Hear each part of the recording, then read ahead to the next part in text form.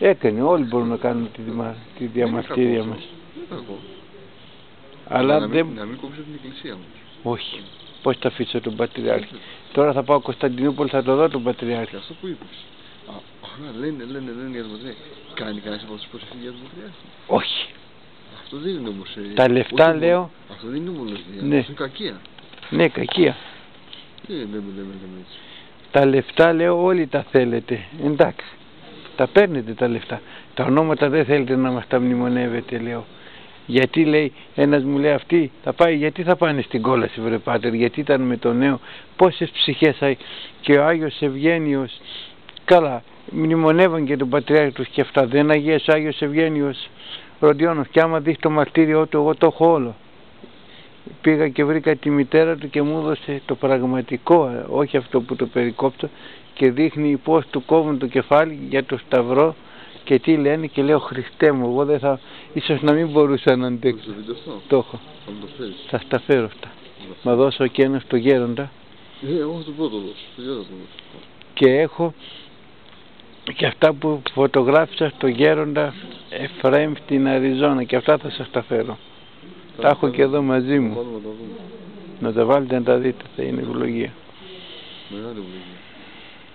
Εμείς είδαμε, αλλά δεν το είχε το ολόκληρο. Είχε αυτό που τον βάζουν κομμένο, γιατί δεν μπορεί να το βάλουν να το δουν αυτό. Το έχω πως το κόβουν όλο. Ο πατήρ Αθανάσιος που τον εγνώρισε, λέει Ροντιόνοφ μου, και κλαίει, γιατί κλαις, για τον Άγιο. Και το έχει και αυτός ολοκληρωμένο, το βάζω, λέει, τρεις και λιγάκι και το βλέπω, για να ενδυναμώνεται η πίστη μου, που είμαστε λίγο αντιάπιστοι και πρέπει, εμείς δεν. Ο Θεός ξέρει τον καθένα που θα τον πάει και γιατί τον έφερε. Πολλές φορές παραπονιόμουν και έκλαιγα, Θεέ μου, πώς με έχεις έτσι. Και μου λένε, δεν ξέρει βρε Ιωνά, γιατί ο Θεός σε έχει έτσι, γιατί σε στέλνει εκεί, γιατί εδώ ξέρει. Και ο Θεός είναι αυτός που μας αναλαμβάνει και μας οδηγεί. Εσείς είχατε μια άλλη ευλογία εδώ. Είχατε τον Πάτερ Ανδρέα, πρώτον, που ήταν ευλογημένη ψυχούλα, εγώ τον γνώρισα, αγνός άνθρωπος. Και μετά ο Θεός σας έστειλε τούτον τον Γέροντα, τον ταλέπορο τον Εφραίμ, που κάνει όντως αγώνα, αγωνίζεται, είναι πιστός άνθρωπος, κοιτάει πώς θα σώσει την ψυχή του, πώς θα ωφελήσει και την αδερφότητα, και πολλοί δεν το βλέπουν με καλό μάτι, να το ξέρεις.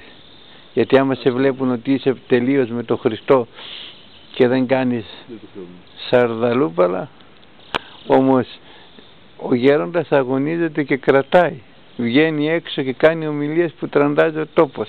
Εγώ τις κατέβασα όλες από το ίντερνετ και τις πήρα και τις βάζω πολλές φορές και τις ακούω να ενδυναμώνομαι. Γιατί αυτό είναι ο χριστιανός, να ενδυναμώνεται. Πάμε.